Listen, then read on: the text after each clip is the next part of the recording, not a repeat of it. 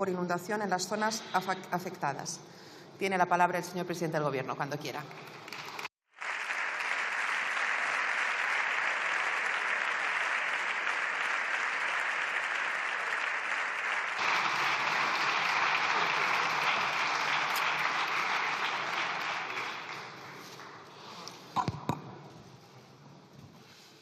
Muchas gracias, señora presidenta. Señorías, buenos días. Comparezco para dar cuenta, como ha dicho la presidenta, de las actuaciones que el Gobierno de España está llevando a cabo para abordar los efectos causados por la Dana el pasado 29 de octubre. Una Dana que, como todos sabemos, no tiene precedentes en nuestra historia reciente. Una Dana que, lamentablemente, ha segado la vida de 222 compatriotas y ha devastado a casi un centenar de municipios. Quiero, por tanto, que mis primeras palabras sean de recuerdo a las víctimas, a sus familiares, a sus seres queridos, porque su dolor es el dolor del conjunto de la sociedad española.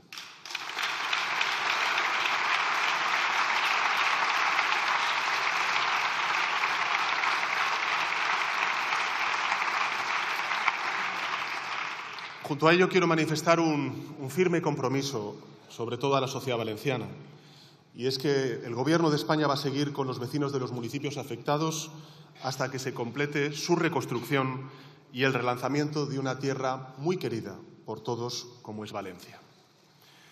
Y finalmente, una constatación que creo que tiene que servir como lección a todos, al conjunto de la ciudadanía, a las fuerzas políticas, a sus señorías, también a los gobiernos. Y es que el cambio climático mata. Y, por tanto, todos debemos tomarnos en serio esta amenaza, porque hay algo mucho más peligroso que la emergencia climática, y son gobiernos negacionistas que, por acción u omisión, reniegan de los efectos devastadores del cambio climático.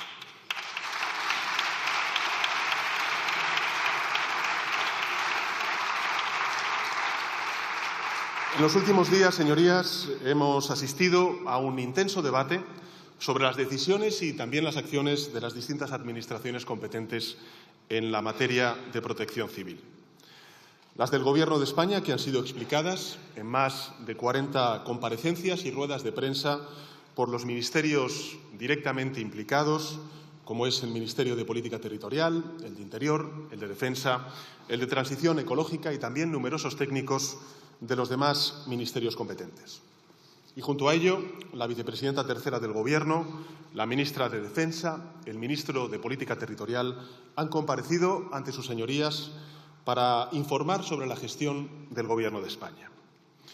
Y hoy me gustaría completar sus explicaciones a sus señorías y también a la ciudadanía que siga este debate con nuevos datos y aclarar algunas confusiones e imprecisiones que se han volcado a la opinión pública. Y me gustaría hacerlo, señorías, sin polemizar, tampoco para señalar culpables, sino para mostrar al conjunto de la ciudadanía que la Administración General del Estado ha estado con ellos desde el principio y va a seguir estándolo, que el Gobierno de España está volcado en la gestión de la emergencia y que, con más o con menos acierto, estamos haciendo todo lo que está en nuestra mano para ayudar a superar esta terrible tragedia a los hogares, a las empresas, a los trabajadores y a los municipios afectados por la Dana. Para hacerlo, creo que es necesario empezar recordando cómo funciona nuestro sistema de respuesta a emergencias, cuáles son las responsabilidades que tiene cada administración en esta materia. En muchas cuestiones, señorías, ustedes lo saben bien, el reparto competencial de nuestro Estado autonómico es algo ambiguo. Ustedes lo saben. Existen solapamientos, existen también discrepancias sobre quién debe hacer determinadas cosas que a menudo terminan judicializadas. Pero no ocurre así con el tema que nos ocupa en esta comparecencia. La Ley del Sistema Nacional de Protección Civil 17/2015, la Ley Valenciana de Protección Civil y de Gestión de Emergencias 13/2010 establecen con claridad meridiana que en situaciones de emergencia de nivel 2 de este tipo, el mando único corresponde a la comunidad autónoma, recayendo sobre el Gobierno central dos responsabilidades principales. La primera, generar toda la información necesaria sobre la meteorología y los caudales hídricos. Y, en segundo lugar, proveer, es decir, transferir a la comunidad autónoma todos los medios que requiera y existan también para dar respuesta a la crisis. Por tanto, la pregunta, señorías, es si el Gobierno de España cumplió con estas responsabilidades. Y la respuesta es que sí lo hizo. Lo hizo desde el primer momento. Lo sigue haciendo y lo va a seguir haciendo todo el tiempo que sea necesario, como he dicho al principio de mi intervención, para afrontar la reconstrucción de la zona o de las zonas afectadas. Todo lo que digo, señorías, puede demostrarse empíricamente.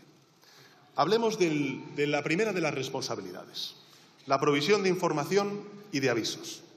En este episodio, señorías, los dos grandes responsables estatales son la Agencia Estatal de Meteorología, la conocida AEMET, y la Confederación Hidrográfica del Júcar. La AEMET emitió los primeros avisos sobre la Dana el jueves 24 de octubre, 5 días antes de la catástrofe. El viernes 25 notificó fuertes lluvias. El sábado 26 alertó de que habría alta intensidad torrencial y el domingo 27 de octubre anticipó un posible aviso naranja en la Comunitat Valenciana, en Cataluña, en Andalucía, en las Islas Baleares, que se activó al día siguiente en varias de estas zonas. El martes 29, en concreto a las 7:31 de la mañana, la AEMET activó el nivel rojo para el litoral sur de Valencia y llamó al Departamento de Protección Civil de la Comunitat Valenciana para subrayar la gravedad de la situación. Informó a las 9:43 de la subida a nivel rojo en toda la provincia de Valencia y continuó emitiendo comunicados públicos sobre los cambios en los avisos y llamando a la Protección Civil valenciana durante toda la jornada del día 29 y los días posteriores, a la vez que ofrecía en tiempo real toda la información en su página web. Lo mismo hizo, señorías, la Confederación Hidrográfica del Júcar. No hubo, como se ha dicho por parte de algunos, ningún apagón informativo el pasado día 29. Este organismo mantuvo una comunicación constante con el Centro de Emergencias de la Generalitat durante todo el episodio de la Dana. En concreto, señorías, a las 12:07 informó sobre el crecimiento del caudal del Barranco del Pollo, información que el Centro de Emergencias de la Generalitat Valenciana usó para activar la alerta hidrológica en los municipios ribereños de la Rambla. Envió, señorías, 198 correos electrónicos a las autoridades de protección civil. Estuvo presente en el CECOPI desde el primer momento, donde alertó del incremento generalizado de los caudales en toda la provincia de Valencia y transmitió durante todo ese tiempo datos sobre la pluviometría y el nivel y volumen de los embalses y los ríos de forma constante y pública a través de su sistema autonómico o automático, mejor dicho, de información hidrológica que puede consultarse online de forma abierta. Es cierto que uno de sus sensores, el de Ribarroja, se rompió a las 18:55 de la tarde, pero para entonces, como saben ustedes, la gravedad de la situación ya era conocida por todos. De hecho, para entonces, los bomberos ya estaban rescatando personas en el Barranco del Pollo. Por tanto, señorías, pido que no se engañe a la gente. Si quieren buscar culpables, algunos, que los busquen, háganlo, pero no señalando a los servidores y servidoras públicos que cumplieron con su deber.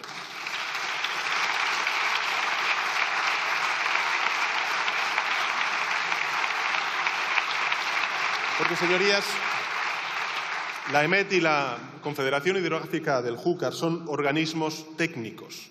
No hacen juicios subjetivos, ni tampoco cálculos políticos. Se basan en la evidencia científica y su trabajo consiste en recabar datos, hacérselos llegar a las administraciones competentes, que son las que tienen que tomar las decisiones y lidiar con la emergencia. Y lo hicieron, la AEMET y la Confederación. Lo hicieron con rigor, lo hicieron con rapidez, lo hicieron con transparencia, como dictan las leyes españolas y los estándares internacionales más avanzados. Y prueba de ello está en que hubo muchas instituciones, señorías, que sí tomaron decisiones en esas horas difíciles. El lunes 28, Un día antes de la tragedia, hubo 68 municipios en Valencia, en Alicante y en Castellón que, en base a los avisos de la EMET, suspendieron las clases. El propio martes, día 29 de octubre, hubo numerosos ayuntamientos, como el de Carcaixent o el de Aldaya, que cerraron el acceso a varias calles y zonas inundables. Y hubo muchos otros, como por ejemplo el Ayuntamiento de Torrent, que directamente anunciaron la suspensión de toda actividad pública y educativa. El Ayuntamiento de Valencia convocó su Centro de Coordinación Operativa Municipal a las 11 de la mañana. La Diputación de Valencia decidió enviar a sus trabajadores a casa a mediodía. Algunos departamentos de la Generalitat Valenciana, como por ejemplo la Dirección General de Medio Natural y Animal o la Dirección General de Prevención de Incendios Forestales, tomaron medidas para limitar la exposición de sus trabajadores a la dana desde primera hora de la mañana. Y, de la misma forma, la Universidad de Valencia canceló su actividad docente y la Universidad Politécnica y la Universidad Católica clausuraron algunos de sus campus. También tomaron medidas multitud de empresas, señorías. La Ford paró los turnos de noche y de mañana de su principal fábrica. A las 6:59 de la mañana, antes de que amaneciera, el puerto de Valencia cerró el tráfico y el de Sagunto lo hizo una hora después. Y lo mismo ocurrió con numerosas pymes a lo largo y ancho de toda la Comunidad Valenciana. Por tanto, señorías, ¿cómo puede decir el Partido Popular y Vox que los organismos dependientes del Ministerio de Transición Ecológica no avisaron cuando todas estas instituciones públicas y privadas sí reaccionaron, citando a menudo las alertas de la EMET para justificar sus medidas?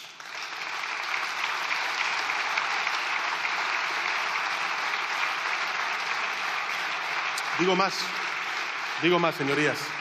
¿Cómo es posible que el Partido Popular y Vox acusen al Gobierno de España de no haber informado a la Generalitat Valenciana cuando la delegada del Gobierno de España en la Comunidad Valenciana habló con las consejeras responsables 13 veces durante aquel día? Y hubo 5 altos cargos del Ejecutivo Central que contactaron en 11 ocasiones con el gabinete del señor Mazón. Y, sobre todo, ¿cómo puede decirse que la Generalitat no gestionó bien la emergencia porque no tenía información de lo que estaba pasando, cuando la DANA estuvo omnipresente en los medios de comunicación desde primera hora de ese martes, día 29 de octubre? Miren, solo entre las 7 de la mañana y las 9 de la mañana hubo más de 200 conexiones y boletines informativos sobre la situación meteorológica en las principales cadenas de radio y televisión de España. En concreto, a las 6:37 de la mañana, Antena 3 informó de la necesidad de tener, y cito textualmente, mucha precaución, y avisó que la gente no cruzara, y cito textualmente, cauces secos ni ramblas en el este de la península, ya que podría, y cito textualmente, aumentar súbitamente el nivel del agua. A las 7:48, en el telediario matinal de la Radio Televisión Española, se hizo algo similar, un aviso semejante, y dio parte 44 veces más de la situación hasta las 5 de la tarde del día 29. En Apunt, que es la televisión autonómica de la Comunidad Valenciana, se hizo un monográfico sobre la DANA durante toda la mañana del día 29 de octubre, que obtuvo un récord histórico de audiencia. En resumen, señorías, los datos se elaboraron, los avisos se emitieron, la información llegó a todas las instituciones competentes. Cosa distinta es qué hicieron esas instituciones con esa información. Hablaré de ello más tarde, pero ahora quiero dejar claro que los organismos dependientes del Gobierno de España cumplieron con su deber. Y decir lo contrario es negar la evidencia, es tirar balones fuera y es faltar a la profesionalidad de cientos y cientos de servidores públicos que actuaron de acuerdo a los protocolos e hicieron bien su trabajo.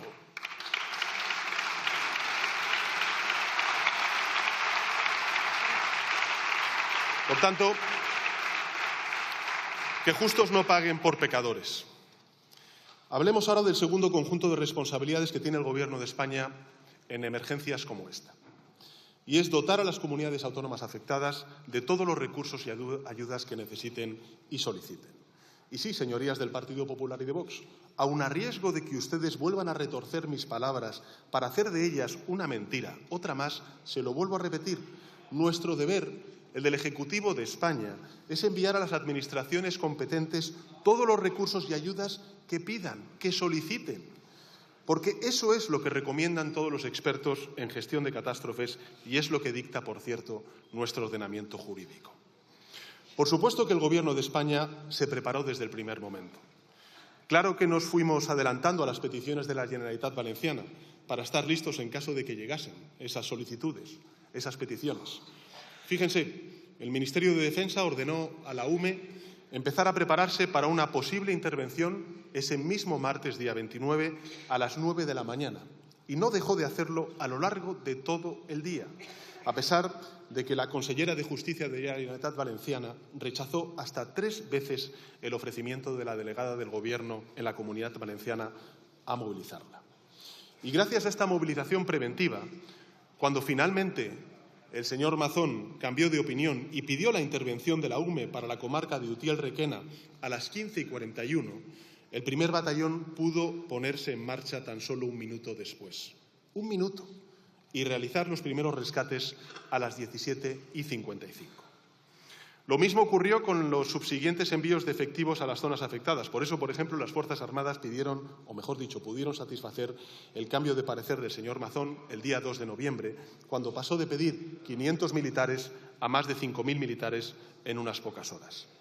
Y lo mismo ocurrió con las demás agencias de la Administración General del Estado que han intervenido en esta crisis. Les recuerdo, por cierto, que la delegada del Gobierno canceló su agenda oficial el martes día 29 a primera hora y se dedicó en exclusiva a movilizar y a gestionar el apoyo de la Administración General del Estado a la Generalitat. De hecho, a las 9:30 ya se reunió con entidades como, por ejemplo, la Dirección General de Tráfico, la Policía Nacional, la Guardia Civil, Adif o Renfe, para que estuviesen listas para movilizarse. Por tanto, señorías, el Gobierno de España actuó desde el primer momento. Lo sigue haciendo. Trabajó a destajo para estar listo y enviar toda la ayuda que se requiriera. Pero tienen ustedes que entender que, como ha explicado el teniente general Marcos de la UME, una de las mayores amenazas en este tipo de emergencias es intervenir de forma caótica y desorganizada, saturando las pocas carreteras abiertas con medios innecesarios que impidan llegar los recursos que más urgen en cada fase. Por eso hay que responder a las peticiones de las administraciones locales y autonómicas, porque ellas están sobre el terreno, porque ellas conocen de primera mano la situación y los recursos y son, por tanto, las más capacitadas para determinar qué medios se necesitan en cada momento. En situaciones de emergencia, señorías, hay que escuchar a los que están en el terreno y atender sus peticiones. Eso es lo que tenía que hacer el Gobierno de España en esta dana. Es lo que hemos hecho y es lo que vamos a seguir haciendo, aunque alguno trate de polarizar con esta tragedia, instigar al desánimo y alimentar la desconfianza en las instituciones. En estas semanas, señorías, hemos respondido a la práctica totalidad de las peticiones de la Generalitat Valenciana, incluyendo todas las que nos parecieron adecuadas y estaban en nuestra mano responder. Hemos desplegado en las zonas afectadas nada más y nada menos que un total de 20.000 trabajadores públicos. 20.000. Para que nos hagamos una idea, los ciudadanos se hagan una idea del esfuerzo que está haciendo la Administración General del Estado, esto es 5 veces más que el conjunto de militares que nuestro país tiene desplegados en sus misiones de seguridad y de paz en todo el mundo. Entre ellos hay 8.500 miembros de las Fuerzas Armadas, 9.300 policías y guardias civiles, 300 brigadistas forestales, 800 operarios de carreteras y ferrocarriles, 80 médicos forenses y psicólogos, 140 peritos, 130 funcionarios interinos, 88 oficinas adicionales para asistir a los ayuntamientos y a la población en la tramitación de las ayudas. Este impresionante conjunto de personas, la movilización de este contingente humano, ha permitido el rescate a más de 37.000 personas, es decir, el equivalente a toda la población de Teruel. Ha restablecido el 80% de las canalizaciones de agua y el 100% de las líneas eléctricas y telefónicas que fueron interrumpidas por la dana.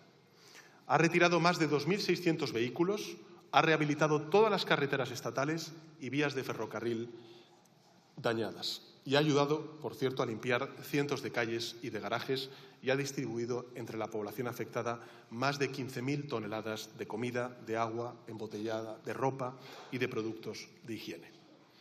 ¿Significa que con esto, señorías, ya está el problema resuelto? Por supuesto que no. Queda muchísimo trabajo por hacer. Hay centenares de garajes y de sótanos anegados, edificios dañados, empresas cerradas, vías cortadas, pueblos enteros que aún no han recuperado la normalidad. Y por eso el Gobierno ha aprobado un plan de respuesta desde las primeras horas, desde los primeros días de la tragedia, dividido en 3 fases. La primera, la reacción urgente. La segunda fase, la reconstrucción de las zonas afectadas. Y, finalmente, la tercera, el relanzamiento de la economía de la zona afectada. Hasta el momento, señorías, el Gobierno de España ha aprobado 2 grandes paquetes de ayudas correspondientes a la primera y la segunda fase, la respuesta urgente y también la reconstrucción, con una inversión total de 14.373 millones de euros, que, para que nos hagamos una idea, equivale a más de la mitad del presupuesto anual de la Generalitat Valenciana o al 1% del Producto Interior Bruto de España. Muchas de estas ayudas, señorías, están inspiradas en las positivas experiencias que el Gobierno de España ha tenido que desplegar en situaciones muy extremas a lo largo de estos últimos 6 años. Pienso en la pandemia de la COVID-19, en las emergencias climáticas, como pueda ser, por ejemplo, la Filomena, o en catástrofes naturales como la erupción del volcán de La Palma, como hemos ido desplegando, como he dicho antes, en estos últimos años. Estas ayudas están dirigidas, señorías, a todos los afectados de manera directa o indirecta por la DANA, empezando por los hogares. Hemos articulado ayudas directas para todas esas personas que han perdido un familiar, han quedado incapacitadas tras la tragedia o han sufrido daños en su vivienda y en sus bienes. Para ellas hemos aprobado, además, la eliminación temporal del pago del IBI, las tasas de tráfico, la suspensión del pago de hipotecas, los créditos, las facturas de suministro y un incremento extraordinario del ingreso mínimo vital, del complemento de ayuda para la infancia y también las pensiones no contributivas. Junto con las ayudas directas e indirectas para los hogares, hemos habilitado varias medidas para los trabajadores y también para los autónomos.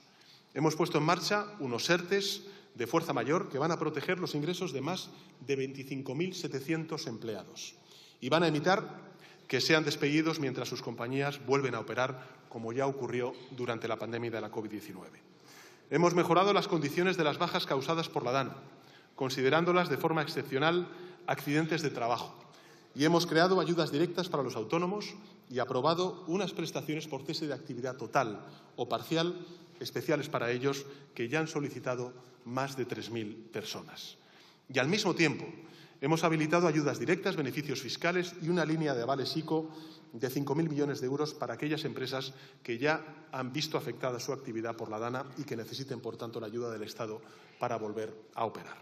Y hemos creado paquetes específicos, por ejemplo, para el sector agrícola, con ayudas directas por valor de 200 millones de euros. Y, asimismo, hemos establecido varias ayudas para los ayuntamientos afectados, destinando nada más y nada menos que 500 millones de euros a los operadores para que extraigan el lodo y recuperen las redes de distribución y de saneamiento del agua. Y comprometiéndonos, además, a financiar el 100% de los gastos de emergencia que tengan que realizar los ayuntamientos, así como el 50% de todas las obras de reparación de infraestructuras, de instalaciones, de servicios que tengan que llevar a cabo para devolver la normalidad a sus vecinos y a sus vecinas. Todas estas ayudas, señorías, están ya en marcha.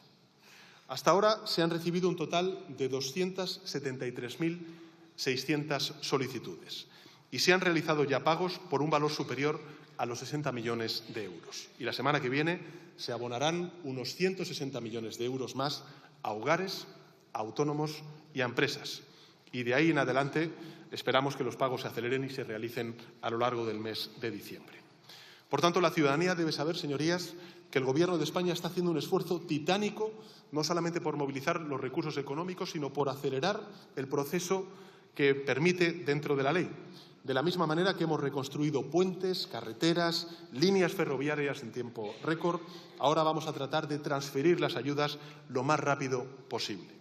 Y la ciudadanía debe saber, señorías, que las ayudas prometidas no son una promesa vacía, que los territorios y las personas afectadas van a llegar pues hasta el último euro anunciado en un tiempo récord. Como, por cierto, señorías, ocurrió en la pandemia o tras la erupción de la isla, del volcán de la isla de La Palma. Porque, por mucho que insistan los desinformadores profesionales de este país, lo cierto y verdad es que el Gobierno de España ha transferido o ejecutado el 99% de los 1.046 millones de euros en ayudas e inversiones que anunció en la isla de La Palma, y que aquellas ayudas e indemnizaciones que aún no han llegado a las manos de sus legítimos perceptores no están en manos del Gobierno de España, sino pendientes de ejecución por parte de otras administraciones. En todo caso, señorías,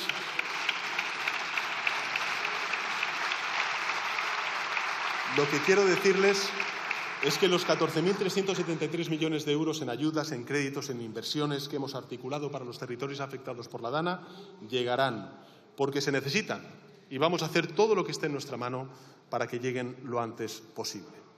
Y en todo caso, sabemos que este dinero, pues evidentemente no es suficiente, que las inundaciones han causado daños inmensos más allá de los sectores, de los colectivos a quienes van dirigidas estas ayudas.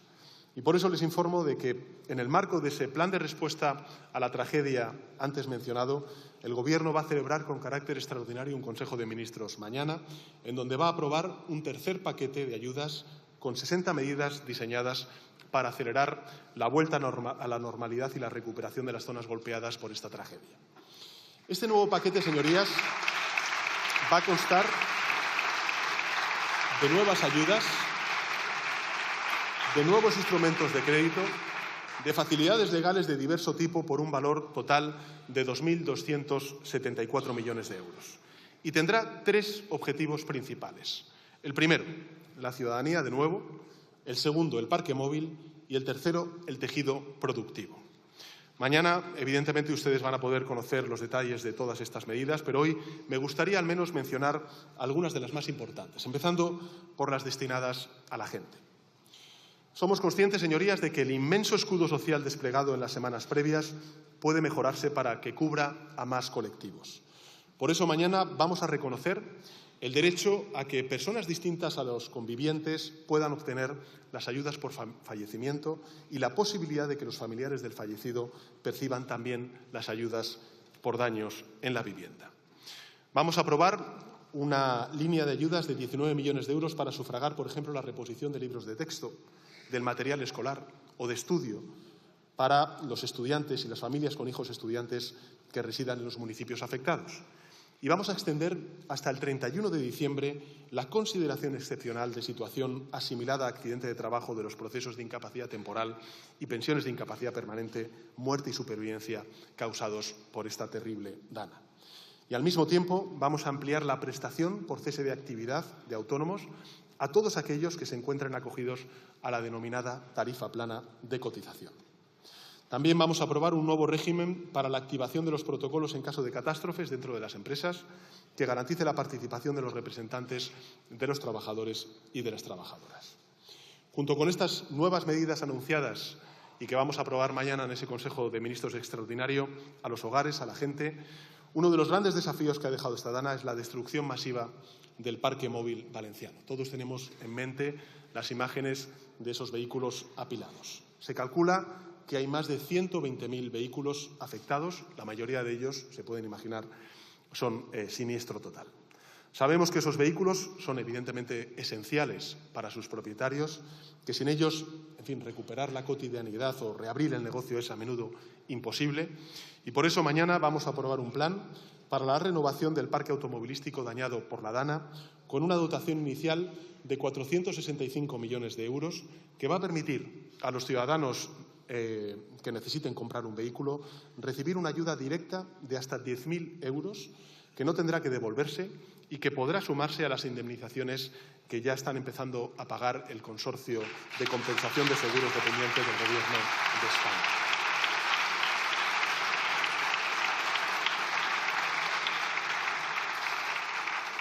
Los vehículos adquiridos podrán ser de distinto tipo, no tendrán que ser nuevos e incluirán de forma retroactiva todos los que se hayan comprado desde ese aciago 29 de octubre en sustitución de otro siniestrado.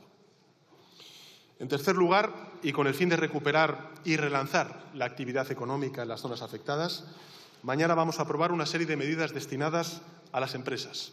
Vamos a activar una nueva línea, otra línea, de 1.200 millones de euros para que los autónomos y empresas industriales y turísticas puedan reparar sus instalaciones, equipos, stock de productos y puedan realizar nuevas inversiones. Vamos a habilitar una vía rápida para la financiación preferente de operaciones de reconstrucción y de recuperación de capacidades innovadoras y tecnológicas en las zonas afectadas. Y en el ámbito comercial, señorías, vamos a lanzar una línea de 240 millones de euros para la reactivación del comercio local con ayudas dirigidas a paliar daños materiales en bienes afectos a comercios y otra línea ICEX dirigida a facilitar la internacionalización de la actividad de empresas afectadas por la DANA. Y para reforzar estas medidas, les anuncio también a sus señorías que mañana aprobaremos la creación de una nueva línea de préstamos bonificados para aquellas pequeñas y medianas empresas afectadas que deseen adquirir tecnología y maquinaria de última generación por un total de 300 millones de euros. Estos préstamos van a ser otorgados por el Centro para el Desarrollo Tecnológico y la Innovación, dependiente del Ministerio de Ciencia, Innovación y Universidades. Y tendrán unas condiciones mejoradas en el importe de anticipos, van a permitir también la reducción o incluso la exención de garantías. De forma que las empresas van a poder lograr préstamos de hasta 6 millones de euros en unas condiciones muy ventajosas. Estas son, señorías, las principales medidas del nuevo paquete de ayudas que vamos a aprobar mañana en el Consejo de Ministros. Un nuevo paquete que se suma a los dos que ya aprobamos el pasado día 5 y día 11 de noviembre para alcanzar un total movilizado de más de 16.600 millones de euros. Repito, 16.600 millones de euros. Y se inscribe, como he dicho antes, en las dos primeras fases del Plan de Respuesta Inmediata, Reconstrucción y Relanzamiento que el Gobierno de España está articulando para las zonas afectadas por la DANA. Digo esto para transmitirles que después de este tercer paquete, donde ya repito, pues estamos movilizando nada más y nada menos que 16.600 millones de euros, después de este tercer paquete habrá cuantos paquetes sea necesario, porque el Gobierno de España no va a dejar de trabajar por los valencianos y las valencianas hasta que todos ellos hayan podido recuperar la normalidad que perdieron el pasado 29 de octubre. Y por tanto, señorías, cuando los focos hayan marchado, el Estado seguirá ahí, el tiempo que haga falta, con los recursos que sean necesarios.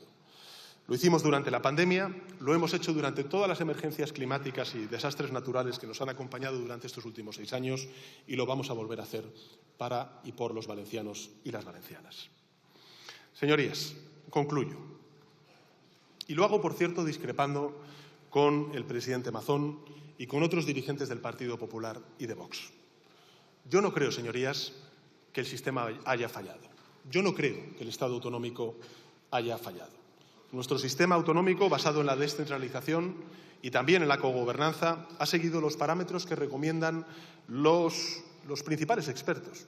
Es similar al que tienen algunos de los países más desarrollados del mundo, por ejemplo, Canadá, Alemania, Reino Unido, Países Bajos, que otorgan un gran protagonismo a las administraciones regionales y municipales, a sabiendas de que son las que mejor conocen el terreno y tienen un contacto directo con los recursos humanos y los materiales necesarios. Y es el mismo que nos ha permitido, por ejemplo, responder con eficacia a otros desastres naturales previos o a la DANA que golpeó otras comunidades autónomas los días posteriores a la tragedia. Por eso, señorías, yo no creo que el Estado autonómico haya fallado ni que el sistema haya fallado. Creo que han fallado algunas de sus piezas y, sobre todo, algunas personas. Personas en posiciones muy elevadas, que no han estado a la altura de sus responsabilidades, que no han entendido su responsabilidad o simplemente se han desentendido de ella. Saber quiénes son esas personas es, a mi parecer, sencillo, porque son las mismas que ahora vuelven a equivocarse y se dedican a embarrar, a echar balones fuera, cuando lo que deberían hacer es centrarse en retirar el lodo, en reparar infraestructuras y en ayudar a las víctimas de ese desastre.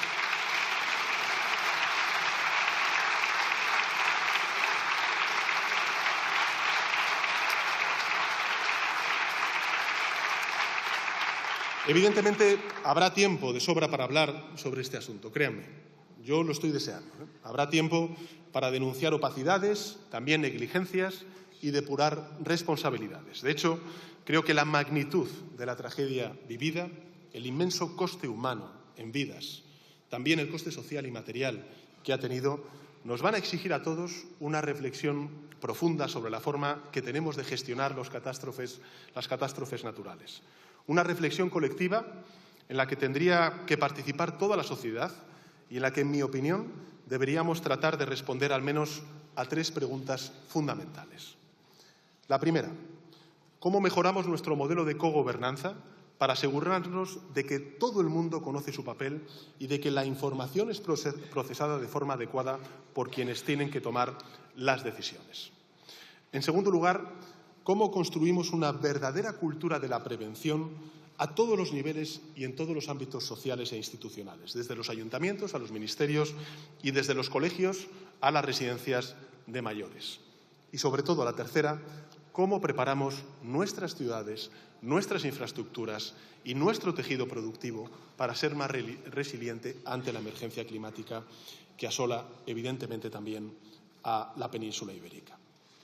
Estas son, a mi parecer, 3 cuestiones clave que deberíamos abordar juntos, el Poder Ejecutivo y sus señorías, el Poder Legislativo. Y tenemos que aprender de esta tragedia. Sus responsables tendrán que asumir su culpa y el conjunto de la sociedad tendrá que usar lo vivido para reforzar un sistema que, aunque, insisto, a mi juicio responde a los principios correctos, es sin duda mejorable. Les aseguro que mi Gobierno va a poner a disposición de la opinión pública toda la información y todos los medios necesarios para este ejercicio. Y, de hecho, les comunico que próximamente el Consejo de Ministros va a presentar un informe exhaustivo con cronogramas y datos en bruto de todo lo que ha pasado y que nos mostramos absolutamente abiertos a la creación de una comisión de investigación en el Congreso de los Diputados para abordar este asunto.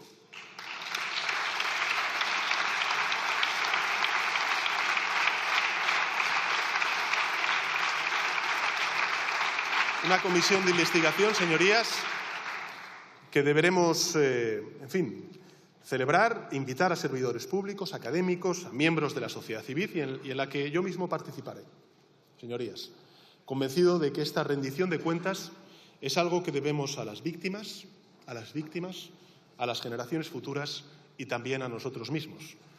Pero con la misma convicción les digo, señorías, que en mi opinión aún no es el momento. Si queremos que esta reflexión colectiva sea útil, no podrá ser una reflexión apresurada ni tampoco viciada por la necesidad de la supervivencia política de alguno. Exigirá perspectiva, serenidad y mucho trabajo. Y ahora, evidentemente, la prioridad es otra. Mientras siga habiendo personas desaparecidas, garajes inundados, puentes y carreteras destruidos y negocios con la persiana bajada, nuestros esfuerzos deberían centrarse en la reconstrucción y no despistarse con un debate que, además de sustraer recursos, provocará previsiblemente una fricción entre administraciones que ahora los ciudadanos no necesitan. Por tanto, de momento, señorías, centrémonos en localizar a los 5 desaparecidos, que aún hay registros, o registrados, mejor dicho, en ayudar a las víctimas, en reconstruir las infraestructuras dañadas y en restablecer los servicios. Esas, señorías, fueron las prioridades que yo mismo fijé en mi primera comparecencia el pasado 30 de octubre y esas son y van a seguir siendo las prioridades que guían la acción de mi Gobierno en esta etapa. Y, por tanto, señorías, pido a los grupos parlamentarios que se sumen a este espíritu, que no se dejen llevar por ningún otro cálculo. La labor que tenemos por delante es demasiado importante, demasiado colosal. Pongámonos, por tanto, señorías, de acuerdo. Usemos nuestro tiempo y nuestros recursos en encontrar soluciones, en devolver la normalidad a las vidas de la gente. Eso es, señorías, nada más y nada menos lo que los ciudadanos y ciudadanas esperan y demandan de nosotros. Nada más y muchas gracias, señora presidenta.